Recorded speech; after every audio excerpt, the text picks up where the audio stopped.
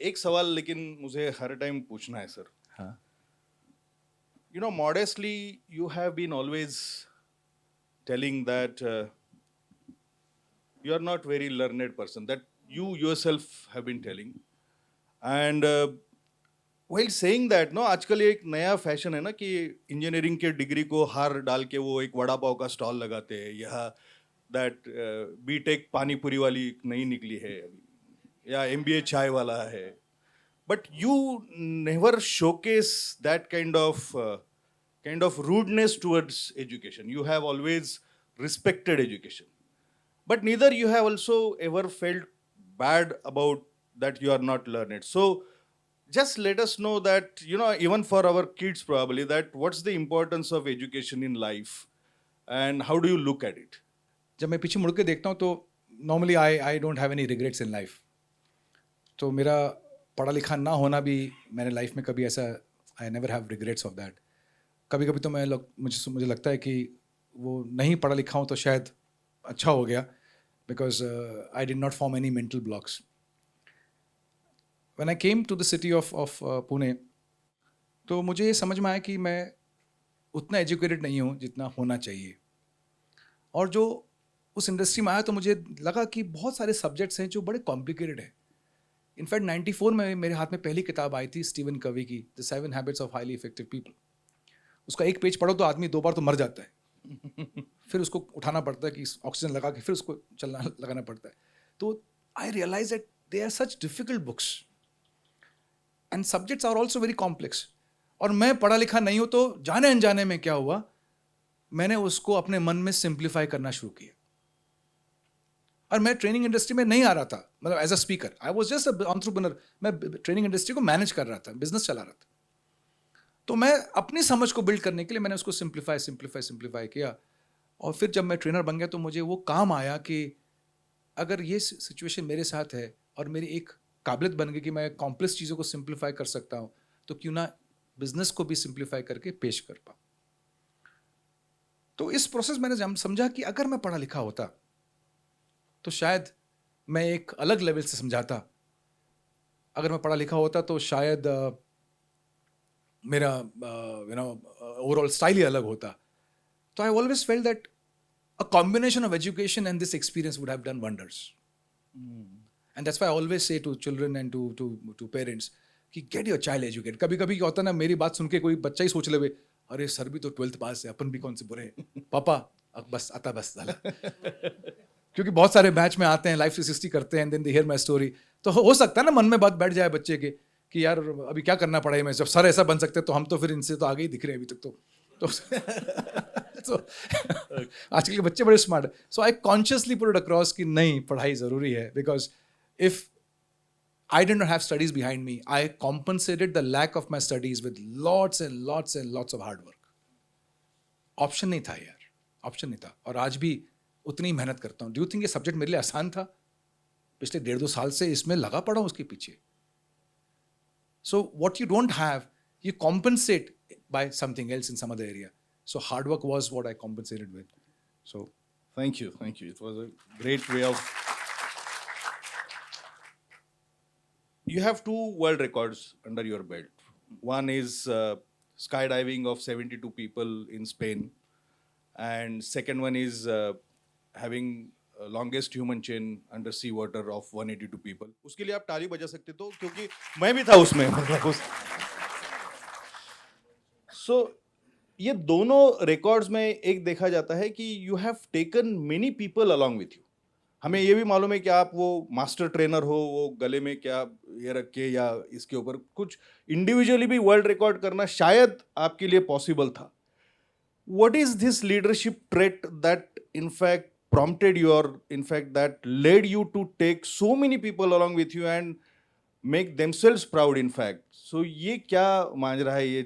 I just wanted to know, मतलब why these taking people along with you for such a world records? ऐसा मैंने deeply कभी सोचा नहीं इस बारे में. But if I would think about it that why, of course वो रिकॉर्ड नहीं बनता अगर नहीं होते लोग तो. But then I always feel that from 97-98 onward, जब से मैं स्पीकर बना, ट्रेनर बना, तो मैंने कॉन्शियसली या अनकॉन्शियसली अपने ऊपर बड़ी जिम्मेदारी ले ली.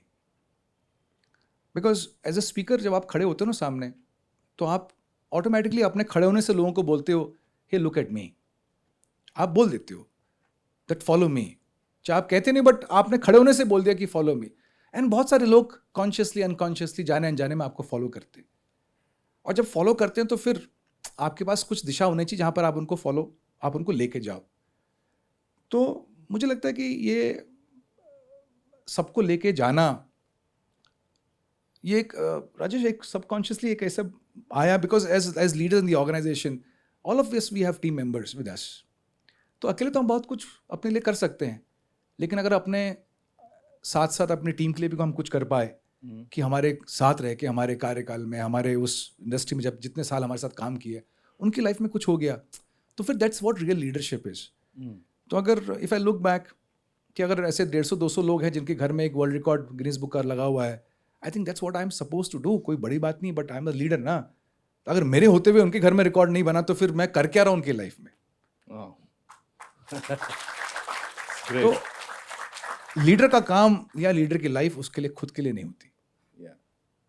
अगर ऐसा मोदी जी सोच लेते तो फिर कुछ नहीं होता.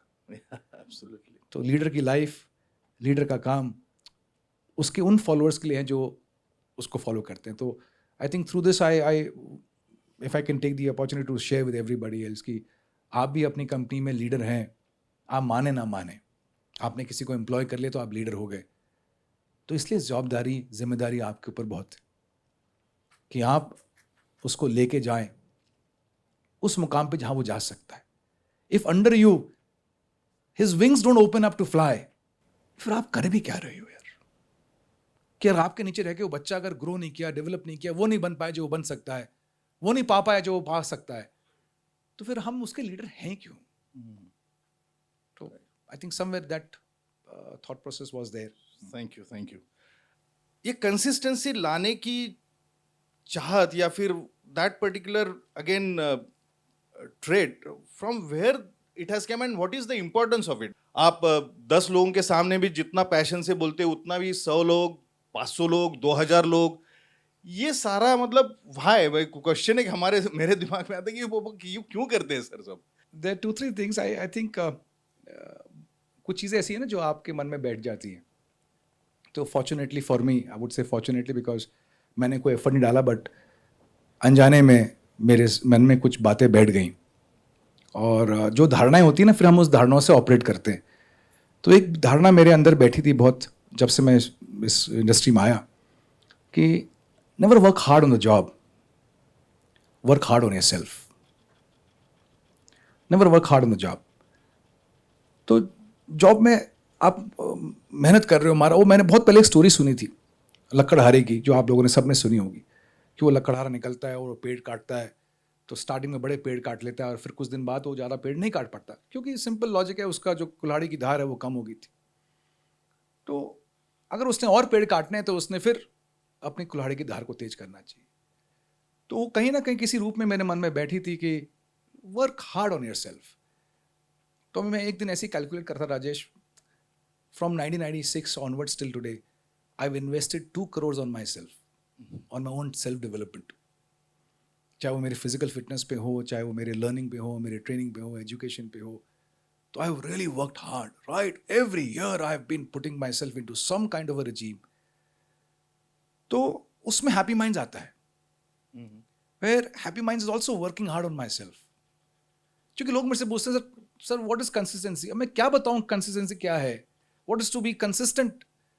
तो I can not share, I can not talk, I can show. ये है व्हाट इज बीइंग कंसिस्टेंट. तो अगर उसको दिख के समझ नहीं आ रहा तो मेरे बोल के वैसे भी समझ नहीं आने वाला है.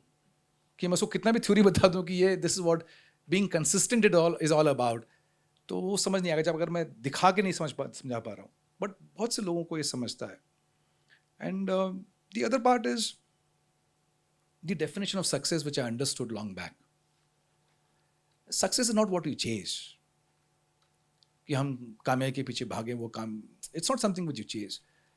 मुझे ये समझ में आया कि success is what you attract by what you become. अगर आप कुछ बन जाओ तो कामयाबी आ जाती है, उसके पीछे भागने की जरूरत नहीं।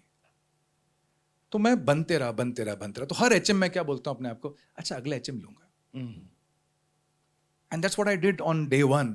तो शायद अगर मैं बीहैग रखता कि 1000 एचएम करूंगा तो मैं कभी चाहता नहीं एचएम, क्योंकि हर हफ्ते आप क्वेश्चन पूछते ना खुद से, अच्छा आगे जाना है क्या, मतलब बीहैग है ना, तो आपने कहा 1000 करने 1500 करने, फिर आप थक जाओगे एक दिन।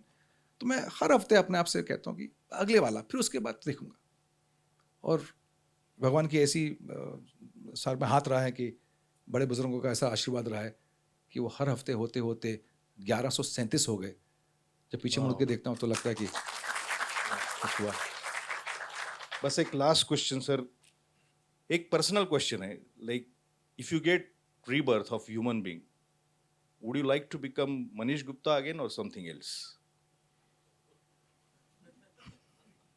सी अगर मौका मिल रहा है दोबारा जन्म लेने का, तो why to experience something which already experienced.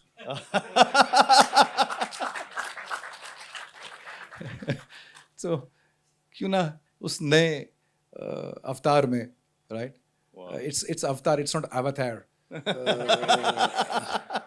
ये साले अंग्रेज हमारा ही शब्द लेके हमें, मुझे लगता है कभी कभी हमें अब आगे 15-20 साल के बाद ना, हमें अवतार शब्द जो है समझेगा नहीं, हमें अवतार ही समझेगा, क्योंकि वो इतना उसको ग्लोरीफाई करके उसे हमें इंपोर्ट कर देंगे। तो बट आई फील कि अगर अवतार लेना है तो फिर अलग ही लेंगे ना, अपना क्यों लेंगे। तो लफड़े बहुत हो गए। हाँ ना ना ना, मोदी जी एक ही हो सकते हैं, दो नहीं हो सकते, एक ही हो सकते। So you have been always mentioning about having growth mindset, and I mean, why should we have this? What is the fundamental reason that business owners should have growth mindset? Why they can't just, I mean, as you said, they have good bank balance, investment in mutual funds, and everything is said, kids are somewhere. Why they should have a growth mindset, and why they should always think about growing their business? उसको अगर मैं, let me break it in two parts. One is the part which is in relation to what we're doing, and second is a bit on the philosophy side. जो भी आपको connect करे आप pickup कर लो. So when we grow ना, you will see that you will, if you're going in this revolution, तो आप उस साइकिल में घूम रहे हो, you will see that you will keep on meeting the same kind of people. You will keep on bumping into the same kind of crowd. You'll bump into the same kind of challenges, same kind of queries, same kind of crisis. There is nothing new happening. But when you grow and you kind of evolve and you go outside the orbit and go into a bigger orbit, तो आपका देखोगे आपका लोगों से टकराना जो है वो लोग अलग होंगे, आपके चैलेंजेस अलग होंगे, आपका कम्युनिकेशन अलग होगा, आपकी सोच अलग होगी. So you got to take a call. Should I? And I always start my program which I take on Aras Samasti. I always say that having a challenge is not a problem, but having the same challenge day after day, week after week, month after month, year after year is definitely a problem. That's not good news. But having a challenge is good news, provided it's a new challenge. So how do you have a new challenge? Because you grew, you went to a different orbit. अब उस orbit के अलग है. अभी आप 50 करोड़ की company थे तो अलग चैलेंजेस थे. यू बिकेम 100 करोड़ कंपनी, अलग चैलेंजेस है. यू बिकेम 1000 करोड़ कंपनी, अलग चैलेंजेस है. The question is, do you want those bigger challenges? Do you want that bigger orbit, a different circle? Number 1. Number 2, which is on the philosophy side, and वो जो ज़्यादा मेरे दिल को connect करता है. And I'm spiritual by my thought process, by my life also, in whatever way I can be. When we talk about growth ना, we are being one with nature. Because जो सृष्टि है ना, जो ब्रह्मांड है, ये ब्रह्मांड जो है कॉन्ट्रैक्ट नहीं कर रहा है, ये एक्सपैंड कर रहा है. और जब आप एक्सपैंड करते हो, यहाँ से नहीं, जब आप सबसे ज़्यादा नीलेश हंसा. जब आप एक्सपैंड करते हो बिजनेस वाइज, थॉट वाइज, काबिलियत वाइज, पोटेंशियल वाइज, आप कह रहे हो अपने उस एक्शन से कि भगवान मैं ब्रह्मांड के साथ हूँ, I am one with nature. और जो फिर नेचर के साथ है उसके साथ बुरा क्यों होगा? लेकिन जो सोच में अपने आप को छोटा कर रहा है, जो अपने काम में छोटा कर रहा है, जो अपने जीने के तरीके में छोटा कर रहा है अपने आप को, जो अपने आदतों में अपने आप को छोटा कर रहा है, फिर वो नेचर से कैसे अलाइन होगा? And anything which is align to nature will always see success. It's a matter of time. So I think that's why you should grow. Beautiful, thank you.